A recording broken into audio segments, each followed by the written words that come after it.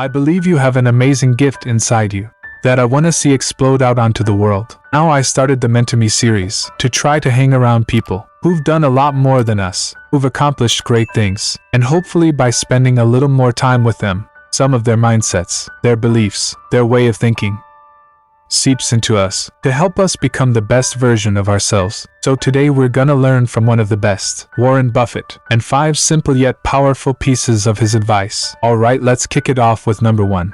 Be determined to succeed. I would like to tell you of 2 women that each sold a business to Berkshire Hathaway, to me, actually, for many, many, many millions of dollars. Both of them started with $2,500.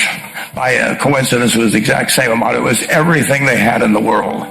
And one of them was a woman who landed in Seattle in 1917, couldn't speak a word of English, had a tag around her neck. The tag said Fort Dodge, Iowa. The Red Cross got her to Fort Dodge, where she was reunited with her husband who had come to the country a couple of years earlier. And she lived in Fort Dodge for 2 years, and as she put it, she felt like a dummy. She couldn't pick up the language. She couldn't learn a word. And so she and her husband decided to move to Omaha. So they came to Omaha in 1919, and there she found a small colony of Russian Jews, so she started feeling more at home.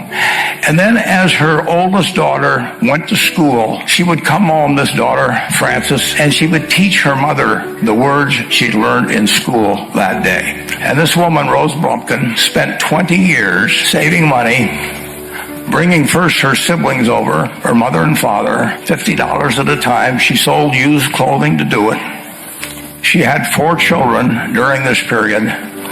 And by 1937, after 20 years, she'd saved $2,500. She went to Chicago and she bought what she could of furniture. Her dream had always been to open a furniture store. And this woman who had never gone to school one day in her life with $2,500, but with the same spirit that the people in this room had about having a dream and working to accomplish that dream, she built a business which she sold to me in 1983 for $60 million approximately, and which did $1.5 billion worth of business last year.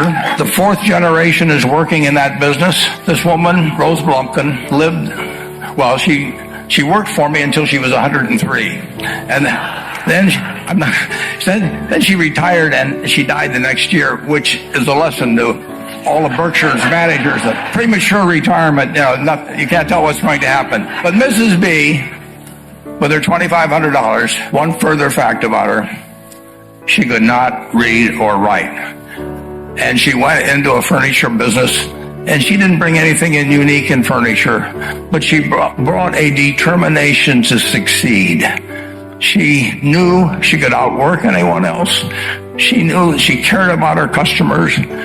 She worked at very low gross margins, but she built this incredible business. Number 2, try to find your passion. Last week, 160 of them from Harvard and South Dakota State. I just tell them, try to find your passion. And, may not find it the first time, but, don't sleepwalk through life. Find something that you really enjoy doing if you can do it. And not everybody's lucky enough to be able to find that, but it ought to be your goal. To make $10 a week more doing something that you don't feel good about compared to something you'd feel good about, make the change. Bill said something that I thought was really interesting. He said, the thing you do obsessively between age 13 and 18, that's the thing you have the most chance of being world class at. Yeah. Bill said his one thing was coding. What was your one obsessive? Well, I was pretty interested in investments. Bill and I, his father, many years ago, right after we met, had us a group of about 20 write down on a sheet of paper one word that they thought accounted for their success. And Bill and I, who may only met twice, didn't know what the other one was writing down. We both wrote down the same word, which was focus. And he was focused on software, I was focused on investments. And it gave me a big advantage to start very young. There's no question about it. Number 3, be the person you want to be. If you look around you at the people you admire, they have certain qualities. I mean, you've got friends. Why do you like them? Generally, generally they have an upbeat attitude on life. Generally, they are generous people. They're humorous people. They're people that do more than their share. They're people that are thinking about something nice they can do for you. And all of those qualities attract you. And none of those are innate at birth. I mean, you can acquire those.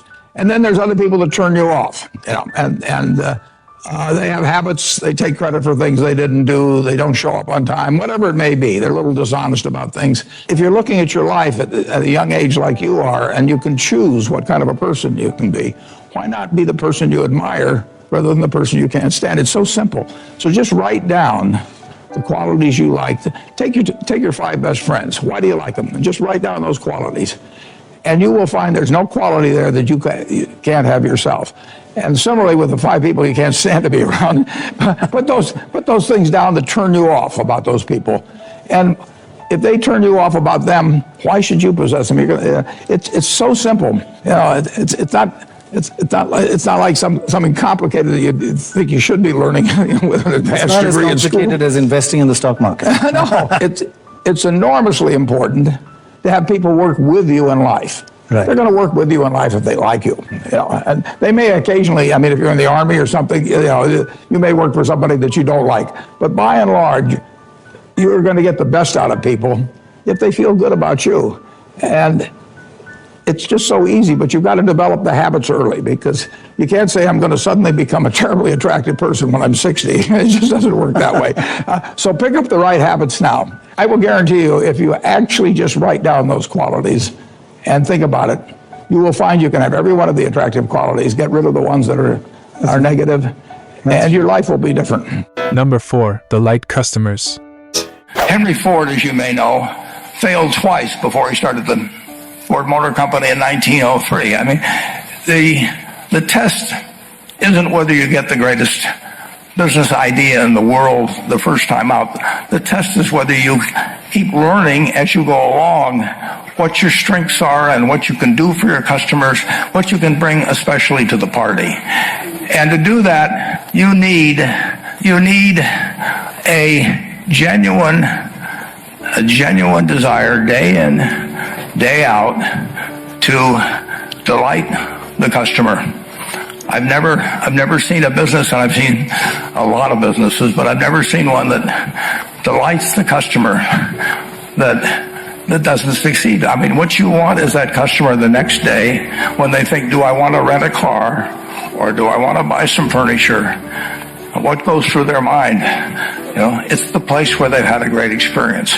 I don't know what I paid for this tie. Actually, probably if somebody gave it to me for the purposes of this speech, I will say I have no idea. But or the shirt I'm wearing, but I do know. I will remember how I was treated when I bought it. I mean, you long forget about the price, but you never forget whether you had a good experience or a poor experience with the purchase experience.